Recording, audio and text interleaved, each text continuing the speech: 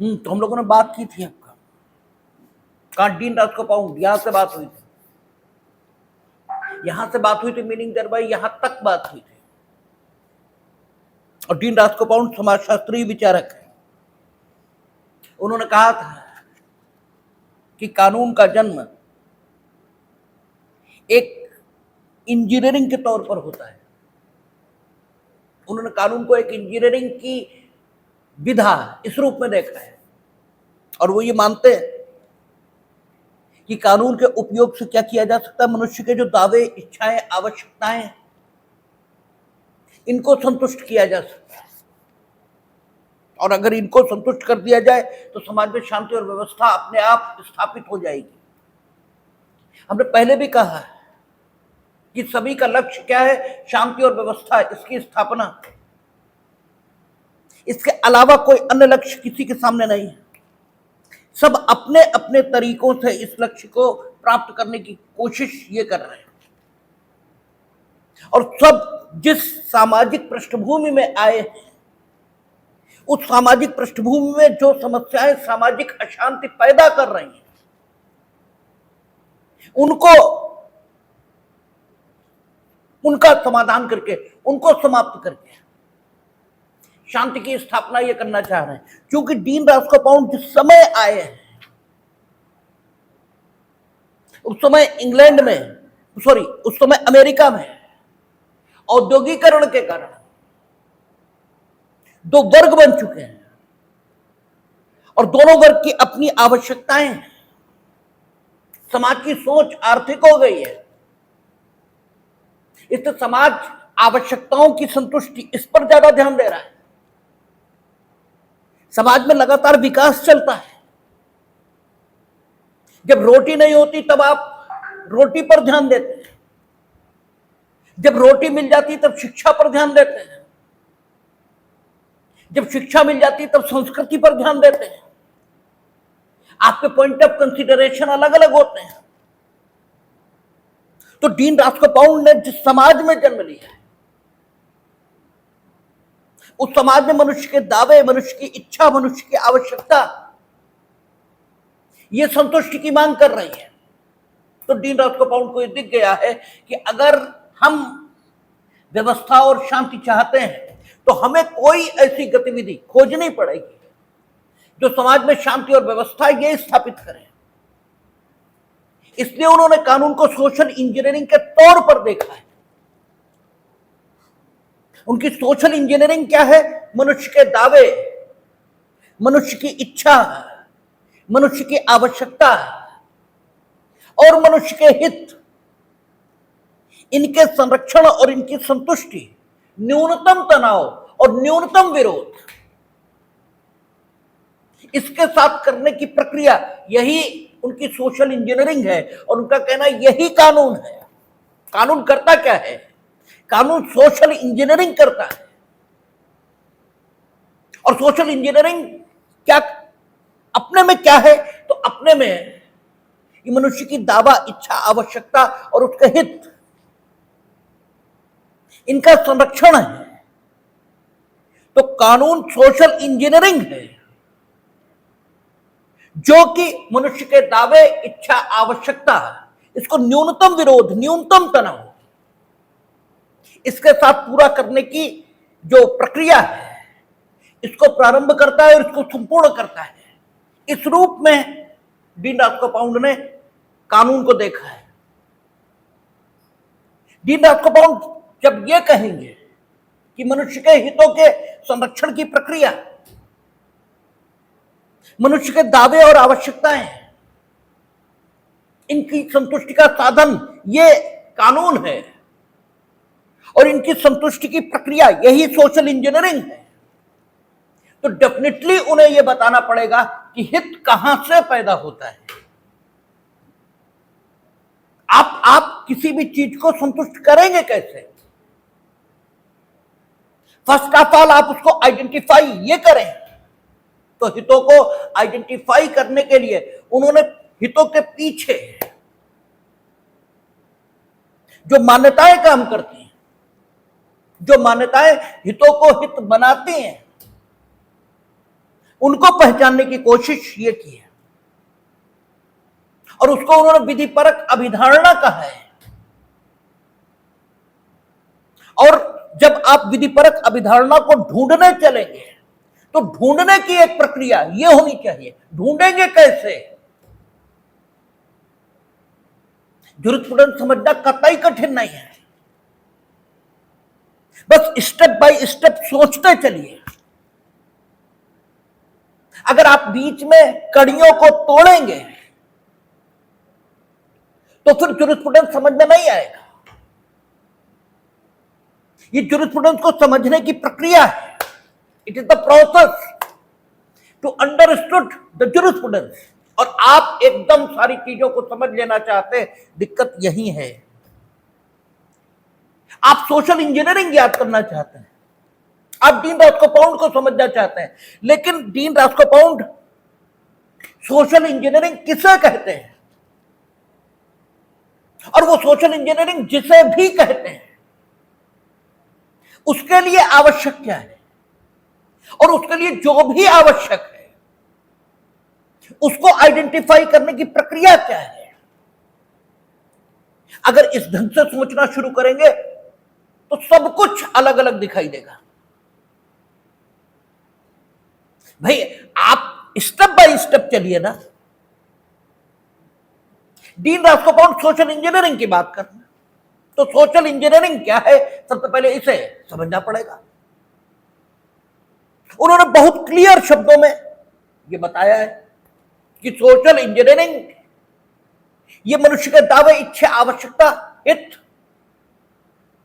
इनको संरक्षण और संतुष्टि देने की प्रक्रिया, वो भी न्यूनतम तनाव और न्यूनतम विरोध इसके साथ, इसी को सोशल इंजीनियरिंग कहेंगे। और जिस टूल से हम सोशल इंजीनियरिंग कर पाएंगे उस टूल को हम कानून कहेंगे। वो उपकरण कानून कहलाएगा जिसके माध्यम से गतिविधि संपन्न होगी। और टूल उपयोगी है या नहीं उपयोगी है उसी के आधार पर हम उसका मूल्यांकन ये करेंगे। उनकी स्पष्ट मान्यता है कि किसी भी इंजीनियर का मूल्यांकन इससे नहीं हो सकता कि उसे इंजीनियरिंग के सिद्धांत कितने बेहतर आते हैं। वो जो बात करता है वो इंजीनियरिंग के सिद्धांतों से कितनी संगत है, इसके आधार पर किसी इंजीनियर का मूल्यांकन नहीं होगा। उनका कहना है कि इंजीनियर का मूल्यांकन इससे होगा कि वो जो कुछ इंजीनियरिंग पढ़कर आया है उसका प्रयोग करके जब उसने कुछ बनाना चाहा है तो वो कितना उपयोगी बना है, इससे मूल्यांकन होगा। तो चूंकि वो इंजीनियरिंग की बात कर रहे हैं तो वो जो एकेडमिक इंजीनियरिंग है, ये जो 100% इंजीनियरिंग है, उसी की प्रक्रिया को अपनाएंगे। वो कहते हैं कानून का काम व्यवस्था ये बनाना है। अगर मनुष्य की आवश्यकता संतुष्ट नहीं है, अगर मनुष्य की इच्छा और आवश्यकता ये संतुष्ट नहीं है, उसके हितों का संरक्षण नहीं हो रहा, तो क्यों होगी शांति? होगी नहीं। और जब शांति चाहिए तो फिर इन हितों के, इन मांगों को संतुष्ट करने की कोई प्रक्रिया ये शुरू करनी पड़ेगी। और अगर इनको संतुष्ट करने में अधिकतम तनाव, अधिकतम विरोध हुआ तो भी ये प्रक्रिया चलेगी नहीं। आप देखेंगे बहुत सारे कानून बनते हैं जो 100% जनता के पक्ष में होते हैं, लेकिन अगर अधिकतम तनाव, अधिकतम विरोध ये सोसाइटी में पैदा होता है तो सरकार विड्रॉ कर लेती है। ठीक है, समाज अभी उस परिपक्व अवस्था में नहीं है जो उस बात को समझ सके। जब आ जाएगा तब देखेंगे। ठीक है, पॉपुलेशन कंट्रोल, ये इसकी बात आप 1972 में करते हैं और आज करिए। आज भी विरोध है लेकिन उस मात्रा में नहीं है। तो न्यूनतम तनाव, न्यूनतम विरोध, यह है सोशल इंजीनियरिंग। अब जब सोशल इंजीनियरिंग यह है तो फिर अगला सवाल, मनुष्य के दावे, आवश्यकता, इच्छा, हित जाने कैसे? ये निर्मित किन ताकतों के कार्य के परिणाम स्वरूप होते हैं? कैसे निर्मित हो जाते हैं? ये सवाल पैदा होता है। तो इन्हें निर्मित करने वाली ताकतों की पहचान और पहचान के लिए जिस प्रक्रिया की आवश्यकता है उस पर बात करनी पड़ेगी। पहचानेंगे कैसे? जानेंगे कैसे? हमें उन ताकतों की पहचान करनी है और उन ताकतों की पहचान के लिए एक प्रक्रिया ये विकसित करनी है। और ये बात सिर्फ डीन रास्कोपाउंड के साथ नहीं, हर विचारक के साथ है। आपकी जो दिक्कत है ज्यूरिस्प्रूडेंस के साथ वो यही है कि आप सीधे सिद्धांत को याद कर लेना चाहते हैं, फिर न सिद्धांत याद होता है न फिलॉसफी समझ में आती है, कुछ आता ही नहीं। स्टेप बाय स्टेप चलिए, कदम दर कदम चलिए। आप दौड़ तभी सकते हैं जब पहला कदम ठीक से उठाना सीख जाएं। अगर पहला कदम ही गलत हुआ तो फिर पटक खाएंगे, दौड़ेंगे नहीं। पहला कदम बैलेंस उठना चाहिए। अगर वो संतुलित ढंग से उठा तो डेफिनेटली आप दौड़ेंगे, अन्यथा आप 100% पटक खाएंगे, दौड़ कभी नहीं पाएंगे। इसलिए प्रक्रिया को समझिए। विषय को पढ़ने की प्रक्रिया आ गई, सब कुछ आ गया। विषय को पढ़ने की प्रक्रिया नहीं आई, कुछ नहीं आया। क्योंकि 2 रुपए की अकल ये महत्वपूर्ण है, 2 रुपए महत्वपूर्ण नहीं है। 2 रुपए मिल जाना ये तात्कालिक लाभ है, वो खर्च हो जाएंगे, आप फिर जहां थे वहीं रहेंगे।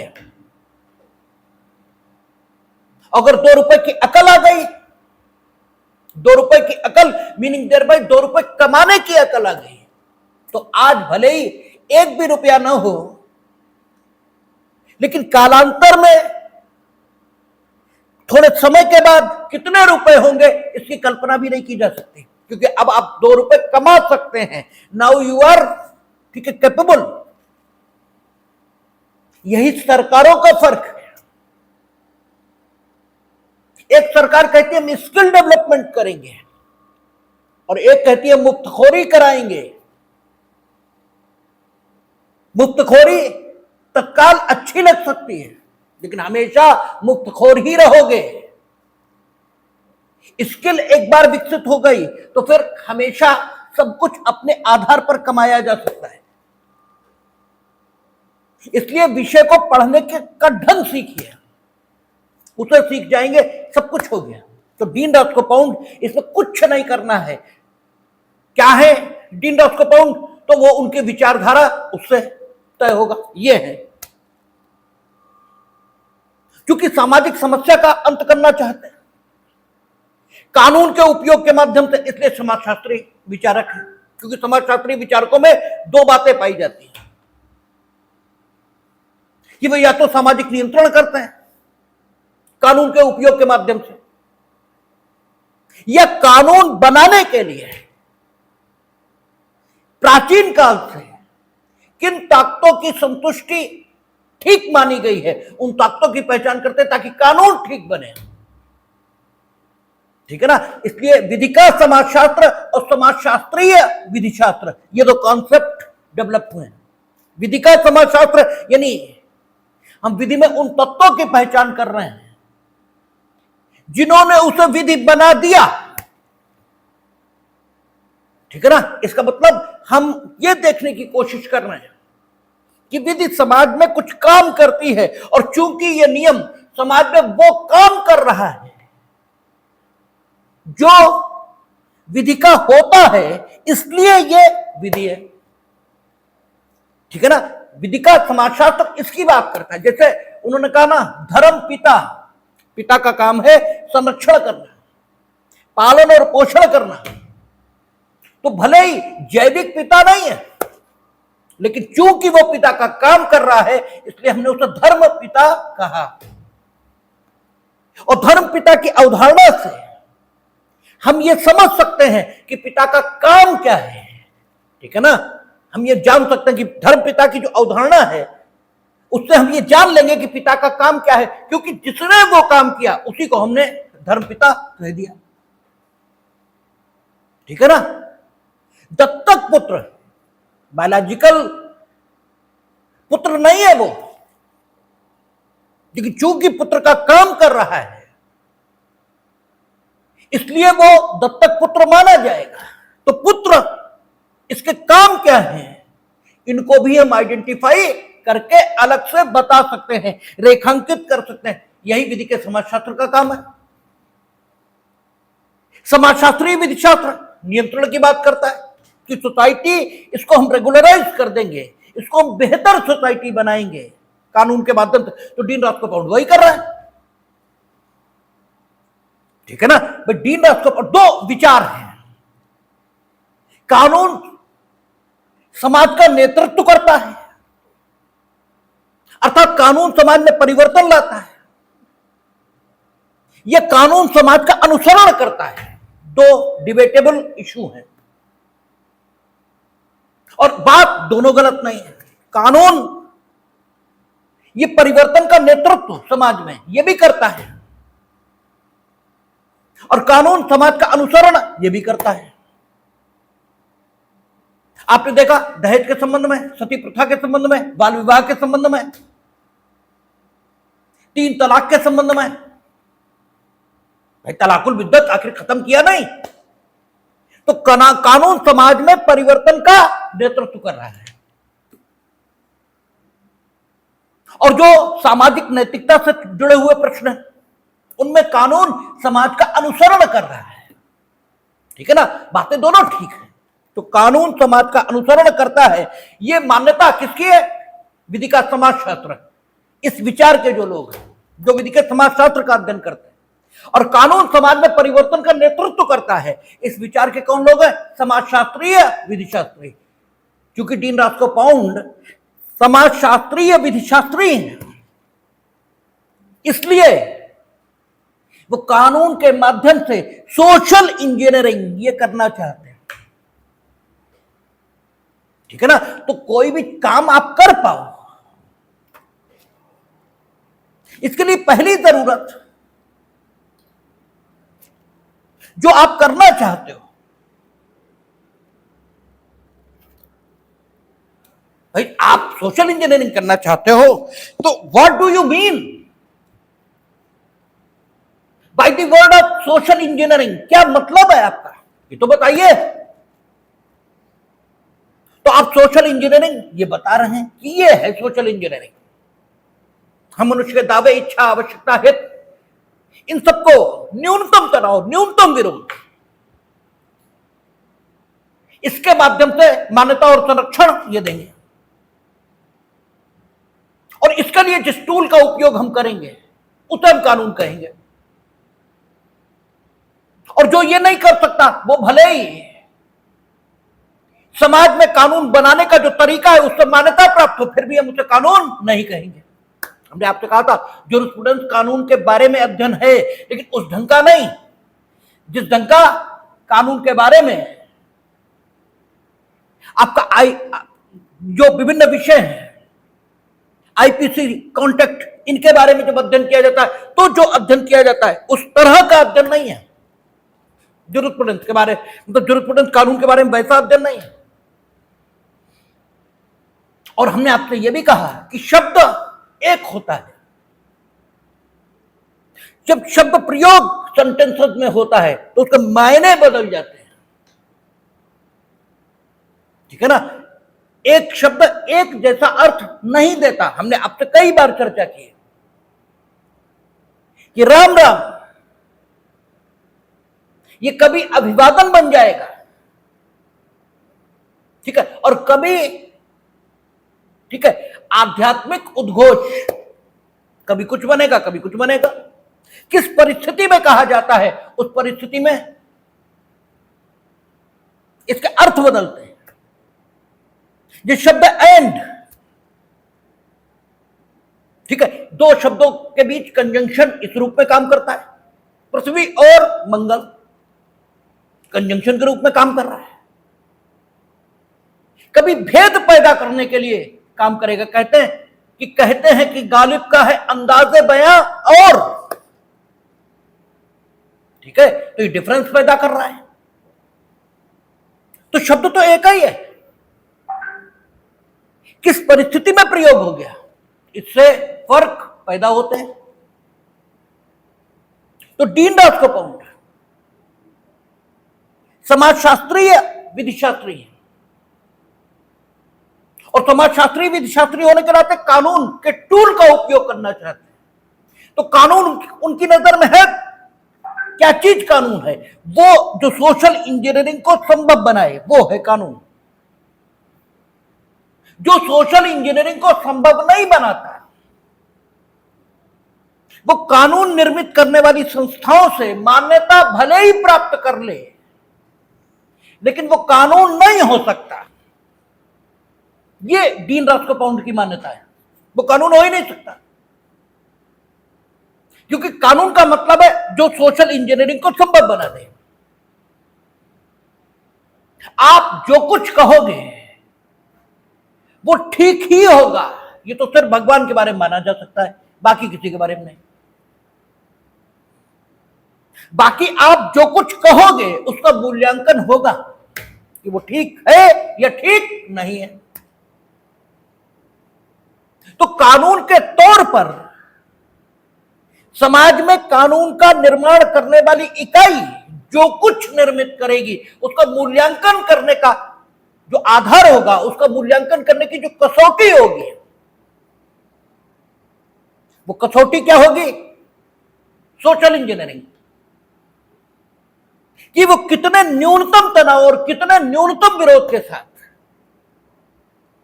हितों का संरक्षण करना। हित स्वयं तीन प्रकार के हैं, व्यक्ति के, समाज के और लोक यानी पब्लिक के। इन हितों का संरक्षण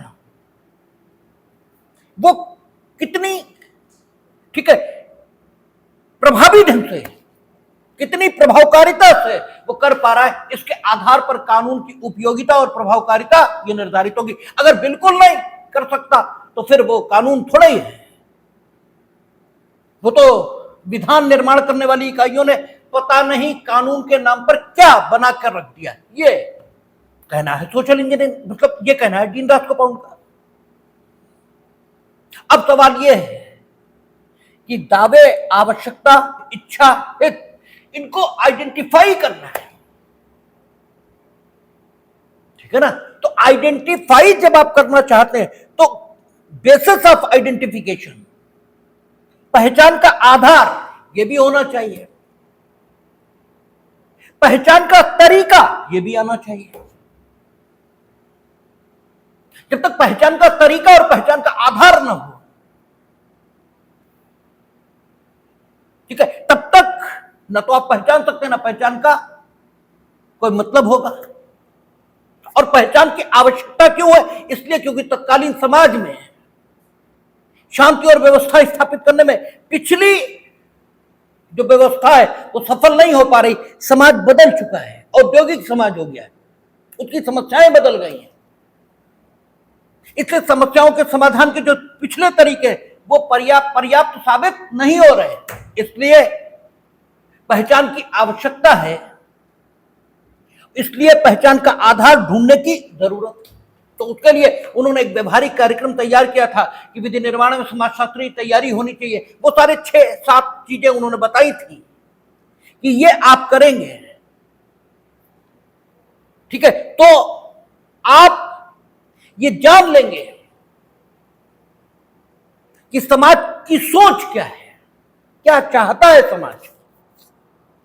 और जब समाज की सोच पता लग जाएगी तो हम विधिपरक अभिधारणा को जानने में समर्थ हो जाएंगे, क्योंकि समाज की जो कानून के बारे में सोच है वही तो विधिपरक अभिधारणा है, वही तो, उसी को तो उन्होंने कहा है कि यह विधिपरक अभिधारणा है, ठीक है ना। उन्होंने कहा कि विधिपरक अभिधारणा पाई जाती है किसी भी समाज में, और विधिपरक अभिधारणा क्या होती है? उस समाज के लोगों की सही और गलत के विषय में मान्यता। प्रत्येक समाज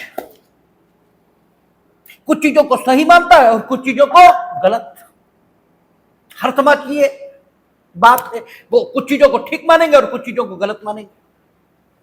तो ये जो सही और गलत का भेद है, यही समाज को एक कसौटी देता है, जिसके आधार पर समाज अपने सदस्यों के व्यक्तिगत आचरण का मूल्यांकन करके ये बताता है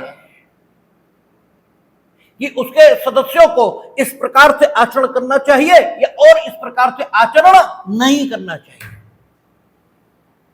ठीक है, विधिपरक अभिधारणा वो सोच है जिसके आधार पर किसी भी समाज के सदस्यों के व्यक्तिगत आचरण को मूल्यांकित किया जाता है। यह विधिपरक अभिधारणा, इसकी खोज हो गई। अब डीन रास्कोपाउंड उन टूल्स का उपयोग करके, जो 6-7 व्यवहारिक तरीके उन्होंने खोजे थे विधिपरक अभिधारणा की पहचान करने के लिए, इस बात की जांच ये भी करते हैं कि पूर्व से कौन सी विधिपरक अभिधारणा पाई जा रही हैं, कौन से हितों का निर्माण उन्होंने किया है और उनमें से कितने हित संरक्षित हो चुके हैं और कितने संरक्षित नहीं हुए। ठीक है ना, इसकी जांच ये भी करना है। तो हित, ये निर्मित करने वाली ताकत, ये हमने पहचान ली। तो वो ताकत हितों का निर्माण कर रही है। वे हित अपनी प्रकृति में कितने प्रकार के हैं, यह हमें पता लग रहा है। नेचर से, बाय नेचर वो हित कितने प्रकार के हैं, यह हमें पता लग रहा है। उन हितों को हम निर्मित कर रहे हैं। फिर हम ये देख रहे हैं इनमें से कितने पूर्व से संरक्षण प्राप्त है और कितने संरक्षण प्राप्त नहीं है। जो संरक्षण प्राप्त है उन्हें किन तरीकों के प्रयोग से संरक्षण दिया गया है, ये भी देख रहे हैं। कैसे संरक्षण का तरीका क्या है, ये भी देख रहे हैं। और जिन्होंने संरक्षण नहीं पाया उनका संरक्षण करेंगे और उन्हीं तरीकों का उपयोग करेंगे जो पहले से खोजे गए। कुछ नवीन जरूरत होगा तो वो भी करेंगे। ठीक है ना। तो सबसे पहले उन्होंने देखा कि अनादिकाल से एक विधिपरक अभिधारणा पाई जा रही, अभिप्राय आक्रमण हम पर नहीं होना चाहिए। ठीक है, स्वार्जित संपत्ति का उपभोग करने का अवसर यह हमें मिलना चाहिए। हमारे साथ सद्भावपूर्ण व्यवहार यह होना चाहिए। अपने कामों में लोग सावधानी बरतें, यह विधिपरक अभिधारणा पाई जा रही है। जब खतरनाक वस्तुओं का उपयोग करें तो लोग सावधानी के साथ उनका उपयोग करें। ऐसी खतरनाक वस्तुएं जो भाग जाने की प्रवृत्ति रखती है, तो आप अपने लाभ के लिए उनका उपयोग कर रहे हो तो भाई ठीक है। आग है, चूल्हे में जलेगी तो सेवक का काम करेगी, लेकिन उसमें भाग जाने की प्रवृत्ति है और अगर आप सावधानी से उसका उपयोग नहीं करोगे और वो भाग निकली तब वो सेवक का काम नहीं करेगी फिर। तो it will be your responsibility. ठीक है ना। इस प्रकार की विधिपरक अभिधारणाएं समाज में पाई जा रही हैं। ये उन्होंने देखी, ये पूर्व काल से पाई जा रही है और पूर्व काल से इन पाई जाने वाली जो धारणाएं हैं, इन्होंने हित की रचना की है। ठीक है ना। वे व्यक्तिगत हित, सामाजिक हित, लोक हित इस रूप में सामने आए। 3 उन्होंने विकसित होती हुई अवधारणाएं देखी कि व्यक्ति ये चाहते हैं कि भरण पोषण की अवस्था जब उनकी आए तो होनी चाहिए। उन्हें अपने नियोजन में सुरक्षा ये मिलनी चाहिए। ठीक है। और एक विधिपरक अभिधारणा, ठीक है, और विकसित हो रही जो कि हमें ध्यान में नहीं आ रही। 3 उन्होंने विकसित होती हुई मानी कि 3 विकसित होती हुई विधिपरक अभिधारणाएं हैं और ये विभिन्न हितों को जन्म दे रही हैं। ठीक है ना। हित व्यक्तिगत, सामाजिक और लोक हित। लेकिन व्यक्तिगत हित, सामाजिक हित और लोक हित, इसका बंटवारा डीन रास्कोपाउंड पूर्व की तरह वर्टिकल ढंग से नहीं करने, वो हॉरिजॉन्टल तरीके से हितों में जो वर्गीकरण है वो कर रहे हैं। वो कहते हैं कि व्यक्तिगत हित यही सामाजिक हित में परिवर्तित हो जाएगा और सामाजिक हित यही लोक हित में परिवर्तित होगा। व्यक्तिगत हित जो है यही तो सामाजिक हित बनेगा, क्योंकि व्यक्ति से ही तो समाज है और समाज की सुरक्षा यही तो लोक हित है। ठीक है, तो वो हॉरिजॉन्टल तरीके से तीनों चीजों को बैलेंस ये कर रहे हैं, कुछ अलग नहीं कर रहे हैं। पूर्व से टेक्निक जो चल रही है, व्यक्तिगत हित इस पर सामाजिक हित को अधिमान, अभी तक टेक्निक ये चल रही है। टेक्निक वो भी उपयोगी है, ऐसा नहीं वो अनुपयोगी है, लेकिन सभी दशाओं में वो उपयोगी नहीं है, सभी दशाओं में उपयोगी नहीं। आप खेती योग्य जमीन एक सीमा से अधिक अपने पास इकट्ठा कर लोगे तो हम आपसे जमीन छीन लेंगे, क्योंकि जमीन हम बढ़ा नहीं सकते, वो जितनी है उतनी ही रहेगी। ऐसा नहीं होगा कि समुद्र को हम थोड़ा पीछे हटा दें, थोड़ी जमीन और निकाल लें, संभव नहीं है। तो वहां पूर्व के विचारकों द्वारा विकसित तरीका ये अपनाना पड़ेगा, लेकिन बदलते हुए युग में जब बदलती हुई समस्याएं आएंगी, यानी ऐसी संपत्तियां होंगी जो हम जनरेट कर सकते हैं, बढ़ा सकते हैं। जैसे स्वर्जित संपत्ति का उपभोग, तो स्वर्जन अर्जन ये तो हम कितना भी कर सकते हैं भाई, अर्जन तो हम कितना भी कर लेंगे, लेकिन हम जो कुछ अर्जित करें उसका कुछ भाग तो समाज के लिए जाना ही चाहिए, क्योंकि समाज हमें कुछ देता है और अर्जन लायक परिस्थिति बनी रहे। इस व्यवस्था को बनाने में पैसे लगेंगे, कुछ होगा। अगर प्राचीन काल में देखें तो अर्जन का प्रयास तो विश्वामित्र या आदि ऋषि कर रहे हैं,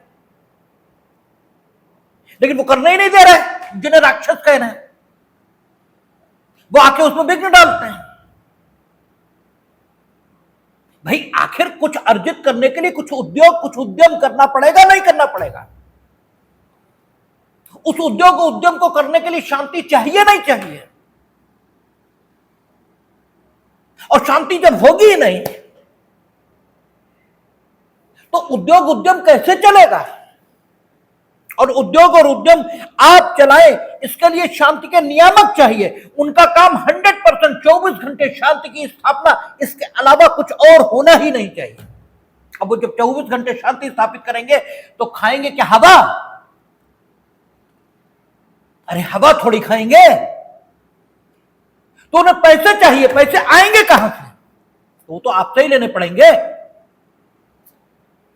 आप जो अर्जित कर रहे हो उसका कुछ हिस्सा तो दो, अधिकांश आप ले लो, लेकिन कुछ तो दो टैक्स के तौर पर।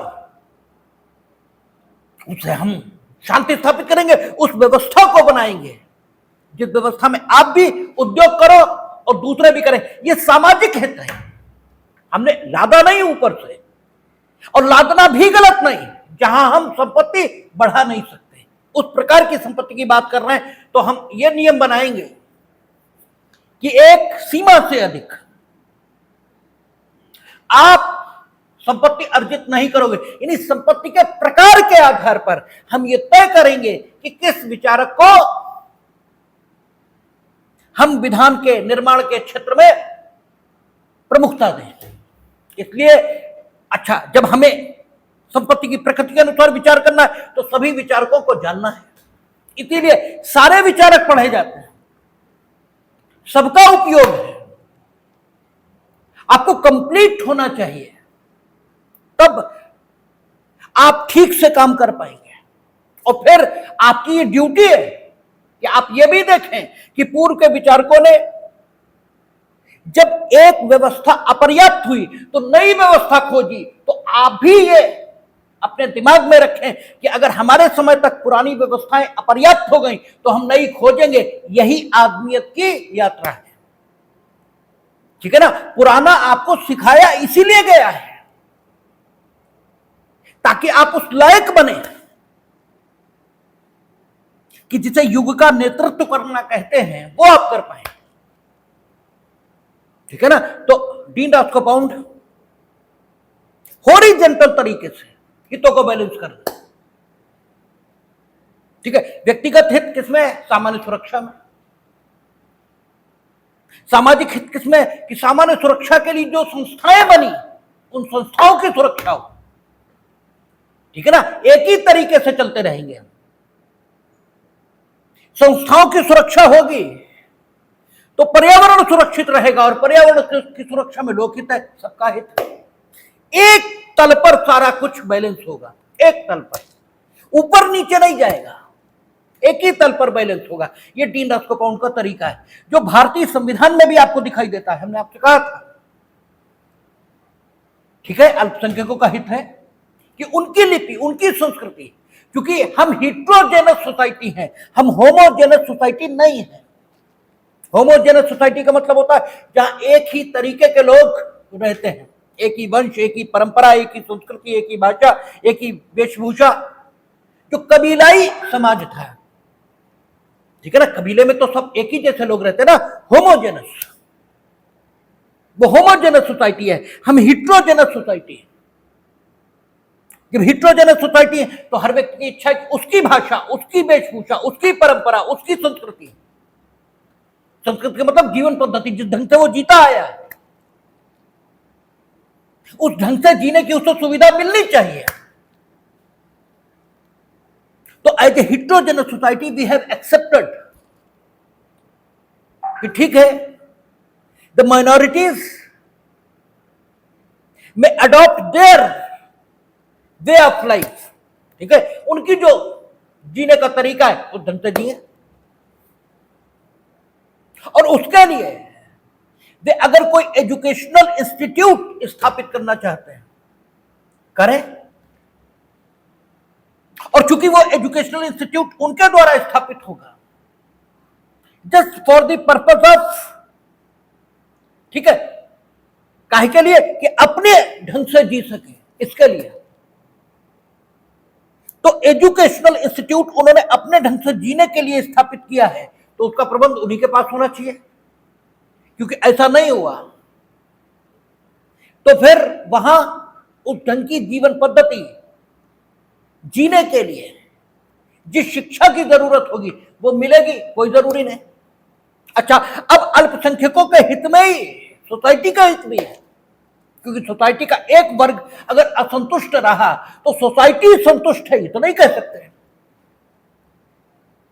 और एक वर्ग का असंतोष किसी भी समय संपूर्ण वर्ग के, ठीक है, संतोष और सुख समृद्धि के लिए खतरा ये हो जाएगा। तो लोकहित उसमें भी, तो व्यक्ति का हित, लोकहित और सामाजिक हित सब एक तल पर है, एक तल पर। तो डीन रास्कोपाउंड ने न्यूनतम विरोध, न्यूनतम तनाव, इसके साथ सुलझाव का तरीका बताया कि सीमा परिभाषित कर दी जाए, व्यक्तिगत हित की सीमा ये डिफाइन कर दी जाए कि सब सीमा ये है। आप अपनी पसंद के शिक्षण संस्थान स्थापित कर सकते हैं, उनका प्रबंध कर सकते हैं, लेकिन शिक्षण संस्थान तो शिक्षा अपने में कुछ कहती है। शिक्षा आध्यात्मिक उन्नति और भौतिक जीवन में उन्नति दोनों के मार्ग सुझाती है। तो आप जो कुछ बता रहे हैं उस शिक्षण संस्था में वो ऐसा होना चाहिए जो उन्हें दोनों क्षेत्रों में प्रगति की ओर ले जाए। नहीं कर रहे आप तो फिर शिक्षण संस्था नहीं संचालित कर रहे हैं, आप अपने मन का एक संस्थान ये संचालित कर रहे हैं और इसकी कोई इजाजत आपको नहीं, ठीक है। ये दिस इज द मेथड और इसी ढंग से उन्होंने बैलेंस किया है, ठीक है ना। हम सीमा परिभाषित कर देंगे, यहां तक आपका हित करिए, इसके आगे आपने अतिक्रमण किया, सामाजिक हित है, नहीं करने देंगे। अब नहीं करने देंगे इसका क्या तरीका हो। भाई नहीं, हम आपको ये नहीं करने देंगे। एक तरीका हम आपके हाथ पर जोड़ेंगे, एक तरीका हम आपको समझाएंगे, नहीं मानेंगे तो फिर डंडा उठाएंगे।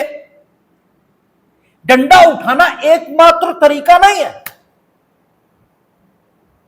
ठीक है। यही उन्होंने देखा है कि सबसे पहले क्या करें, व्यक्तित्व, दावे, आवश्यकता, इच्छा, इसको हम कानून के माध्यम से मान्यता दें, ठीक है ना। इसको हम कानून के माध्यम से मान्यता दे देंगे। कोई चीज या कोई काम करने के लिए हम किसी को निर्योग्य कर देंगे कि आप कर ही नहीं सकते, ठीक है। और करोगे तो हम ये दंड देंगे। दंड और कंपनसेशन ये हम दे करके आपको वो करने के लिए विवश करेंगे जो न्यूनतम तनाव और न्यूनतम विरोध के साथ इन चीजों को, हितों का संरक्षण, आवश्यकता, दावे आदि की पूर्ति ये कर दे। न्यूनतम तनाव और न्यूनतम विरोध के साथ हम ये करने के लिए आपको विवश करेंगे। और इसके लिए हम क्या करेंगे, दंड। और लेकिन दंड हम किसी काम को करने के लिए देंगे। तो अगर काम इतना खतरनाक है तो हम आप में निर्योग्यता पैदा कर देंगे कि आप ये कर ही नहीं सकते, यू आर इनएलिजिबल, ठीक है। बच्चा संविदा नहीं करेगा, विकृत संविदा नहीं करेगा, हम निर्योग्यता पैदा करेंगे। यानी दंड और कंपनसेशन ये तरीके हैं न्यूनतम तनाव और न्यूनतम विरोध के साथ इन सब चीजों को समाज में संभव बनाने की। इन सब चीजों का मतलब आवश्यकता, दावा, इच्छा, हित का संरक्षण और मान्यता, ये सबको करने का तरीका है। लेकिन उसके लिए जरूरी है कि आवश्यकता, दावा, इच्छा, हित ये किस तरह का है। अगर बेनिफिशियल है तो हम सबको दावा करने योग्य बना देंगे कि सब उसका दावा कर पाएंगे। Fundamental right will be claimed by every citizen. और यहां तक कि भारत की धरती पर मौजूद प्रत्येक व्यक्ति कुछ फंडामेंटल राइट को क्लेम कर पाएगा, क्योंकि वो हमारे व्यक्तित्व की जो मानवपन है उसको दर्शित करता है। भाई हमारे घर पर जो है उसके प्राण और दैहिक स्वतंत्रता, कम से कम इसकी रक्षा तो होनी चाहिए। वो उसकी सभ्यता की बात नहीं है, वो हमारी सभ्यता की बात है। हमारे घर पर जो आएगा हम उसे मारेंगे, ठीक है। हमने तो कहावत कही है कि अपने घर में तो कुत्ता भी शेर होता है। तो हमारे घर में अगर कोई है, हमारी धरती पर है, तो हमने उससे शेर की तरह व्यवहार कर लिया तो हम तो कुत्ते ही हुए। तो हम कुत्ते बने क्या, ठीक है। हम भाई कुत्ता बनना यानी पशुता की ओर जाना। हम मानव से पशु हो जाएं। हमें क्या होना चाहिए, मानव से भगवत्ता की ओर जाना चाहिए, ठीक है। हमें ईश्वर बनने की ओर जाना चाहिए। हम ये करें तो एक मिनिमम स्टैंडर्ड रखा गया। हम व्यक्ति व्यक्ति में कोई भेद अगर देख रहे हैं तो हम नीच व्यक्ति हैं। तो समानता का अधिकार भारत की धरती पर मौजूद प्रत्येक व्यक्ति को मिलेगा। हां, कुछ चीजें हैं जो हम अपने ही नागरिकों को देंगे, क्योंकि भाई हमारी संसाधन, हमारी चीजें ये भी सीमित ही हैं। न तो हमारी सीमाओं का विस्तार पूरी दुनिया पर है, ठीक है। तो कुछ चीजें हम सबको देंगे और कुछ चीजें अपने नागरिकों को देंगे, इसके अलावा नहीं देंगे, ठीक है ना। तो उन्होंने कानूनों के माध्यम से दावा, ठीक है, निर्योग्यता, योग्यता, ये सब उत्पन्न किया है। और दंड और आपका कंपनसेशन दोनों तरीके अपनाए हैं हितों के संरक्षण के लिए। फिर उन्हें यह भी ध्यान में आया कि कुछ हित ऐसे हैं, जैसे साभिप्राय आक्रमण का अभाव, ये विधिपरक अभिधारणा, ये भी हित पैदा करेगी कि व्यक्ति को एकांतता मिलनी चाहिए। हम अकेले रहना चाहते हैं, लेकिन एकांतता का हक इतना नहीं बढ़ सकता कि वो सामाजिक सुरक्षा के लिए संकट बन जाए। आपका पुलिस भी हमारे पास नहीं आएगी चाहे हम जो कुछ करें। नो, आएगी। आपको खुद अपने कृत्यों को देखना पड़ेगा, ठीक है ना। तो ये भी ठीक है, लेकिन पति पत्नी के संबंधों में भी एकांतता होती है और उस एकांतता को कोई कानून संभव नहीं बना सकता है। इसलिए विधि की अनुनयी भूमिका, उपदेशात्मक भूमिका, वो भी डीन राष्ट्रपाल ने देखी है। यानी तरीके वही है। हम आपसे कोई बात मनवाना चाहते हैं, क्या कैसे मनवाएं? कभी डंडे से, कभी समझाकर, कभी, ठीक है। अगर आपकी कोई विशेष समस्या है जो बाकी लोगों की नहीं है, उस बात को करने में तो आपको रिलैक्स करके कि चलो आप नहीं करोगे या आप करोगे तो फिर ऐसे ऐसे कर लोगे, बाकी नहीं, बाकी सब वैसे ही करेंगे। आप परीक्षा देने आते हो, कोई बच्चा विकलांग है तो व्यवस्था हो जाती है, उन्होंने कहा नहीं, वो अपने सीट तक नहीं जाएगा क्योंकि उसकी सीट मानिए फर्स्ट फ्लोर पे है, अब वो जीना कैसे चलेगा? तो उसके लिए व्यवस्था हो जाएगी कि नहीं, वो गेट के पास ही उसकी हम सीट डाल देंगे और वो वहीं बैठेगा, वो कॉपी मांगने भी नहीं उठेगा, हम खुद जाकर दे देंगे। उसकी विशेष आवश्यकता है, ठीक है ना। तो ये तरीका भी हम अपनाएंगे और इसमें हम विवेक का प्रयोग कर रहे हैं, विवेक का, कि इस व्यक्ति की विशेष आवश्यकता, इसलिए हम इसे एक डंडे से नहीं हाँक सकते।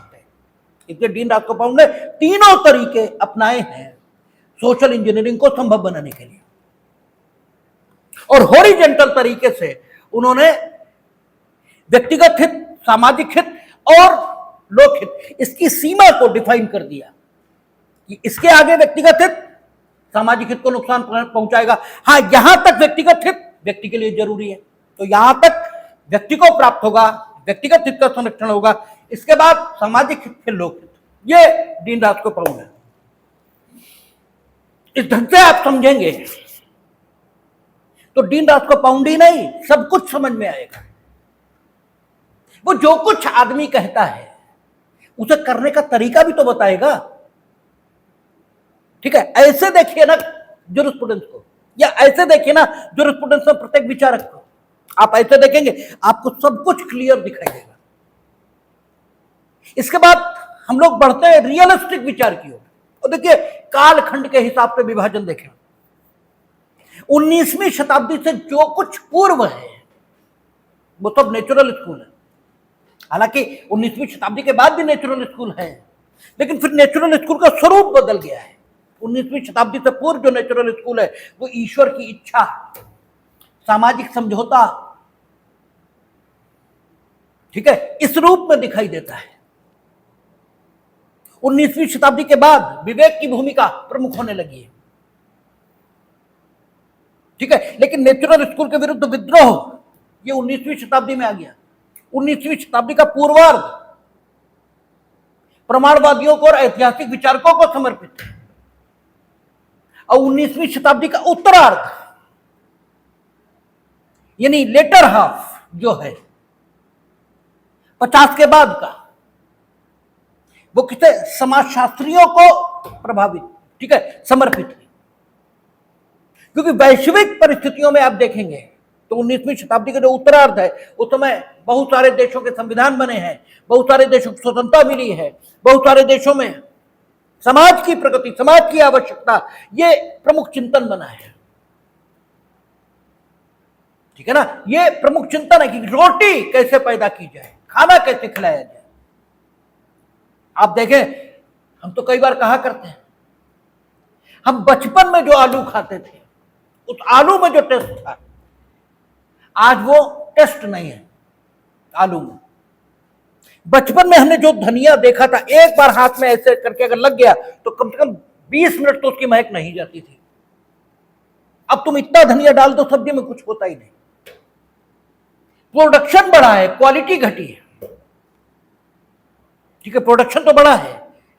और हम यही कहते हैं कि हमने ये चीज अनुभव की, फिर हमने लोगों से पूछा जो खेती करते हैं तो उन्होंने कहा नहीं आपकी बात ठीक है, अब जो हाइब्रिड आ रहा है इससे प्रोडक्शन तो है,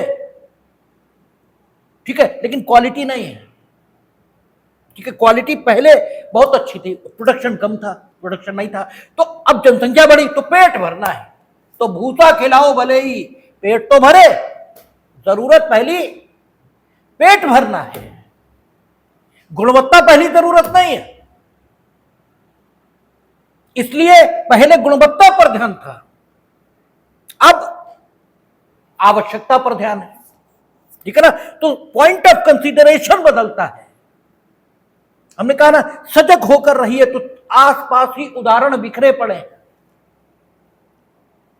तो हुआ क्या है कि जब 1950 के बाद का समय यानी लेटर हाफ है,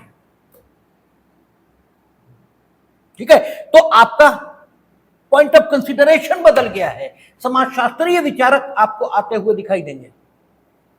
और अब जब 20वीं शताब्दी के बाद का समय है, तब एक प्रतिक्रिया पैदा हुई है,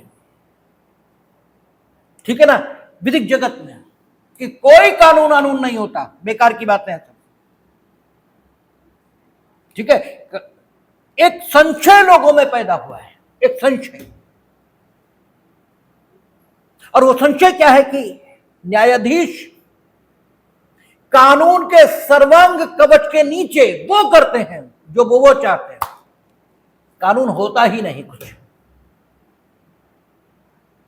ठीक है। और एक और विचार पैदा हुआ है जो अक्सर आपको लोगों को देखने को मिलेगा जब आप अभिव्यक्ति के विभिन्न माध्यमों में, चाहे वो फेसबुक हो चाहे कोई माध्यम हो, उस पर जरा देखें लोग क्या कहते हैं, दिखाई देंगे आपको कि कानून तो गरीबों का नुकसान करने के लिए बनता है। यह विचार भी 20वीं शताब्दी का है कानून के बारे में, और इन दोनों को यथार्थवादी कहा है। यही दो विचार हैं जिन्हें रियलिस्टिक कहते हैं। 20वीं शताब्दी में यथार्थवादी चिंतन शुरू हुआ है, और इसको यथार्थवाद क्यों कहा गया है, रियलिस्टिक क्यों कहा गया है, इस पर भी बात अभी करेंगे। तो रियलिस्टिक इन लोगों को क्यों कहा, किसी को कुछ क्यों कह रहे हैं, यह आपको जानना है। तो सिद्धांतों में बहुत पढ़ना ये जरूरी नहीं है, क्योंकि सिद्धांतों को समझना पड़ेगा, और सिद्धांत उपयुक्त भाषा में लिखे होते हैं और फार्मूला बेस होते हैं। उतनी प्रांजल और उत्कृष्ट भाषा आपकी हो जरूरी नहीं होता, इसलिए आपको कई बार सिद्धांत समझ में नहीं आता है। अन्यथा सैद्धांतिक तौर पर जो बात लिखी है उससे ज्यादा बेहतर बात होती ही नहीं, लेकिन आपकी जानकारी का लेवल उतना न होने के कारण आपको वो सिद्धांत समझ में नहीं आता, और फिर सिद्धांत को आप कागजी ज्ञान ये कहना शुरू कर देते हैं, जबकि वो वैज्ञानिक सूत्रीकरण है उस अनुभूत ज्ञान का जो पहले अनुभव किया गया है किसी के द्वारा। फार्मूला ऐसे ही थोड़ी डेवलप हो गया। आप, ठीक है, बहुत सारे फार्मूले गणित में पढ़ते हैं, ठीक है, बहुत सारे सिद्धांत पढ़ते हैं, वो अनुभूत ज्ञान है, उसका वैज्ञानिक सूत्रीकरण हुआ है। E बराबर mc स्क्वायर, ये आइंस्टीन ने अनुभव किया था, कहां, लैब में, उसका वैज्ञानिक सूत्रीकरण हुआ है। S बराबर ut plus half at square, ये अनुभूत ज्ञान है जिसका वैज्ञानिक सूत्रीकरण हुआ है। तो पहले अनुभव होता है, फिर ज्ञान का सूत्रीकरण यह होता है, लेकिन सूत्रीकरण समझने के लिए जो समझ चाहिए वो अपने पास न होने के कारण आप अनुभूत ज्ञान के वैज्ञानिक सूत्रीकरण को कागजी ज्ञान ये कहना शुरू कर देते हैं। तो अगर आप कुछ समझना चाहते हैं और आपकी समझ उतनी विकसित नहीं है, तो अनुभव का सहारा लीजिए। अनुभव बहुत बेहतर शिक्षक है, वो सब कुछ समझा सकता है। इनको रियलिस्टिक क्यों कहा, देखना यह है। तो रियलिस्टिक हम किसको कहते हैं समाज में, या हम खुद को रियलिस्टिक कब कहते हैं, इस पर सोचिए, उत्तर खुद मिल जाएगा। आप खुद को रियलिस्टिक तब कहते हैं जब आपके मुताबिक कोई सिद्धांत या कोई व्यक्ति वो नहीं होता जो वो दिखता है। तब आप कहते हैं कि वास्तव में तो तुम ये हो, दिखो तुम कुछ भी। आपके बारे में जो रियलिस्टिक व्यू है वो ये बताता है कि आप ये नहीं, ये हैं। ठीक है, और वो संबंधित व्यक्ति या वस्तु में उन गुणों को नहीं देखता जिन गुणों का उस व्यक्तित्व या वस्तु में होना प्रदर्शित किया गया है। ठीक है, जब ये अप्रोच किसी व्यक्ति की किसी व्यक्ति या वस्तु के बारे में होती है तो उस व्यक्ति को रियलिस्टिक ये कहना शुरू कर दिया जाता है समाज में।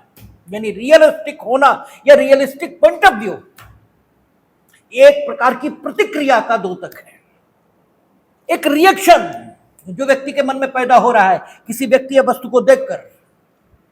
उस रिएक्शन को रियलिस्टिक अप्रोच ये कहा जाता है। ठीक है ना, जैसे धूर्तता, कमीनापन, इसे समाज में अच्छा कहा जाता है प्रैक्टिकल अप्रोच। प्रैक्टिकल अप्रोच ठगी का नाम है, ठगी को प्रैक्टिकल अप्रोच कह सकते हैं। लेकिन आप जरा निकल कर देखिए सोसाइटी में, शुद्ध ठग हैं, शुद्ध ठग, प्योर ठग के अलावा कुछ है ही नहीं। बता रहे हैं हम बड़े प्रैक्टिकल अप्रोच के आदमी हैं। ये बढ़िया बढ़िया सुंदर सुंदर शब्द गढ़े गए। ठीक है, आप में से कोई करता हो तो करता हो मेरी बला से। अब तो ठगी एक विधा बन गई है जिसे एमबीए की पढ़ाई नाम दे दिया गया। वहां सिर्फ ठगी सिखाई जाती है और कुछ सिखाया ही नहीं जाता। वहां का आदर्श क्या है कि यदि आप गंजे को कंघी बेच दें तो you are a better salesman. ये ठगी है, ये ठगी है। इसे सेल्समैनशिप कहा ही नहीं जा सकता। सेल्समैनशिप कुछ और चीज का नाम है, शब्दों के अर्थ बदल गए। ये सेल्समैनशिप नहीं है, ये ठगी है। लेकिन अब एक ठगी की पढ़ाई शुरू हो गई और उसे एमबीए की पढ़ाई नाम दे दिया गया। तो कोई चीज क्या कही जाती है इससे मतलब नहीं है। आज उस व्यक्ति को प्रैक्टिकल अप्रोच का कहते हैं जिसके अंदर व्यक्ति या वस्तु के प्रति एक रिएक्शन है और वो ये देखता है कि इसमें वो गुण नहीं है जो इसमें होना प्रदर्शित किया गया है। ठीक है, इसको रियलिस्टिक व्यू, ठीक है, ऑफ थिंकिंग कहा जाता है। अब रियलिस्टिक व्यू ये सूत्रीकरण है वैज्ञानिक। वैज्ञानिक क्यों? क्योंकि ये निरीक्षण से जाना गया है और निरीक्षण वैज्ञानिक टूल है, वो साइंटिफिक टूल है। निरीक्षण के माध्यम से जो ज्ञान प्राप्त किया जाएगा उस ज्ञान को विज्ञान कहा जाएगा, क्योंकि वो विशिष्ट पद्धति से आया है और विज्ञान का मतलब है पद्धति। तभी कहा जाता है विज्ञान आओ करके सीखे। विज्ञान पद्धति से प्राप्त ज्ञान है क्योंकि यह निरीक्षण से जाना गया कि व्यक्ति या वस्तु, ठीक है, कोई व्यक्ति या वस्तु के वे गुण जो प्रदर्शित किए गए हैं यदि किसी व्यक्ति के द्वारा नहीं देखे जाते तो वो व्यक्ति उस व्यक्ति या वस्तु के संबंध में रियलिस्टिक अप्रोच का कहा जाता है। ये हमने देखा, निरीक्षण किया, इसका ऑब्जर्वेशन किया, तो ये विज्ञान हुआ। ये क्योंकि विशिष्ट पद्धति से आया, निरीक्षण की पद्धति से, और इसका सूत्रीकरण हमने कर दिया। कैसे? ये कहकर कि वे सारे लोग, क्योंकि सूत्रीकरण फार्मूला सामान्य होता है, फार्मूला विशिष्ट के संबंध में नहीं होता। हालांकि विशिष्ट घटना से विकसित होता है, लेकिन वो समस्त जगत में उस प्रकार की घटनाओं के घटने की प्रक्रिया, इसकी सूचना ये देता है।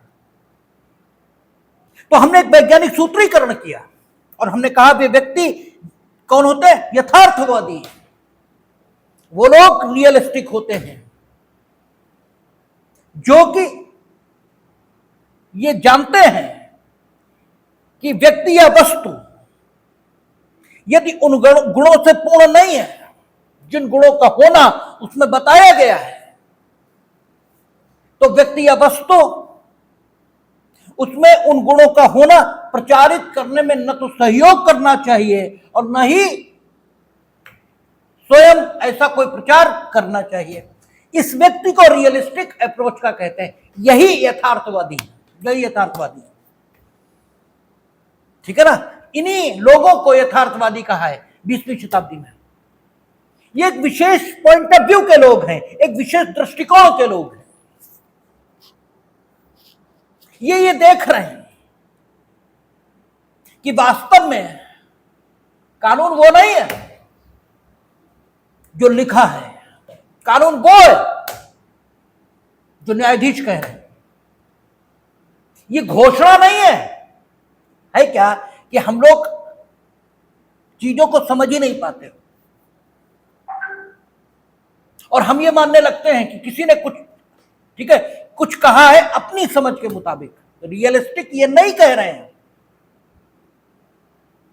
कि कानून वो होता है जो न्यायाधीश कहते हैं, यानी महत्व तो नहीं दे रहे हैं न्यायाधीशों को, एक रिएक्शन में बोल रहे हैं, एक प्रतिक्रिया है उनके मन में। वो ये कह रहे हैं, जैसे कहते ना कि अरे बकवास मत करो, ठीक है, कानून वो है जो तुम कह रहे हो। ठीक है, गोस्वामी जी ने लिखा समर्थ को नहीं दोष कुछ नहीं, तो क्या ये उनकी घोषणा है कि समर्थ व्यक्ति का कोई दोष नहीं होता? तो रावण का कोई दोष ही नहीं है क्योंकि वो समर्थ है। ये गोस्वामी जी के मन का खेद, ठीक है, क्षोभ है जो इस लाइन में प्रकट हुआ है कि समर्थ को नहीं दोष कुछ नहीं, कि समर्थ व्यक्ति को कोई दोष नहीं लगता। जब यह कहा जाता है तो घोषणा नहीं है, ये सामर्थ्यशाली के पक्ष में, ये सामर्थ्यशाली के, ठीक है, सामर्थ्य का घोषणा पत्र नहीं है, ये सामर्थ्यशाली की आलोचना है एक विवश व्यक्ति के द्वारा। वो सामर्थ्यशाली का कुछ बिगाड़ नहीं सकता, इसलिए समाज से अपना क्षोभ, अपनी प्रतिक्रिया यह प्रकट कर रहा है सामर्थ्यशाली के अन्याय के प्रति और कह रहा है कि समर्थ को नहीं दोष होता है। यही रियलिस्टिक व्यू है। हमने कहा ना, रियलिस्टिक व्यू 2 लाइनों से शुरू हो जाता है कि कानून कुछ नहीं होता, कानून के न्याय नाम पर कानून वो सर्वांग कवच है। कानून वो सर्वांग कवच है, नहीं, कवच कौन होता है? जो रक्षा करता है। कानून वो सर्वांग कवच है जो न्यायाधीशों की निरंकुश इच्छा का, ठीक है, निरंकुश इच्छा की रक्षा करता है। कानून न्यायाधीशों की निरंकुश इच्छा का रक्षोपाय है, सिक्योरिटी मीजर है, कुछ नहीं है। ये उनके मन की प्रतिक्रिया है, घोषणा नहीं है ये उनके मन की प्रतिक्रिया है जो वो ये कहते हैं कि कुछ नहीं है कानून। निर्धन व्यक्तियों को और निर्धन, साधनहीनों को और साधनहीन बनाने की प्रक्रिया का नाम है। और यही आप हम लोग 20वीं शताब्दी, अब हम 21वीं शताब्दी में आ गए, लेकिन 20वीं शताब्दी के प्रभाव से मुक्त नहीं है।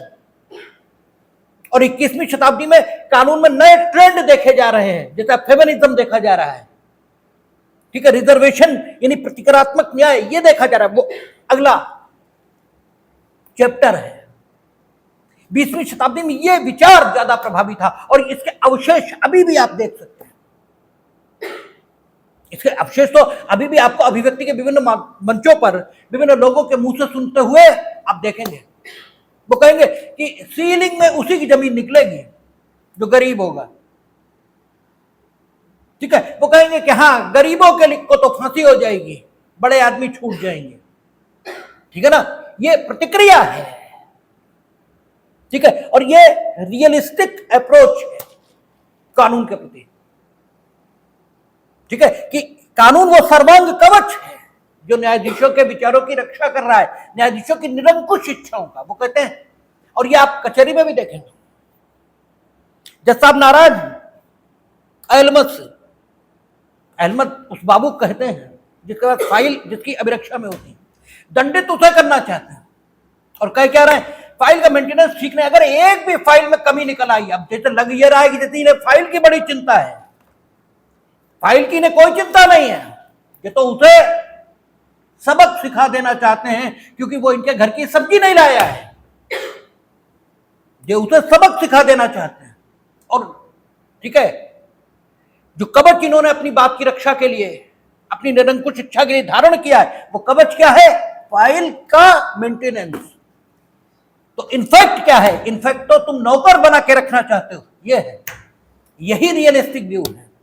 ये कैसे चलेगा और कैसे कानून में प्रभावी होगा, कि इसकी चर्चा हम लोग कल करेंगे, देखेंगे।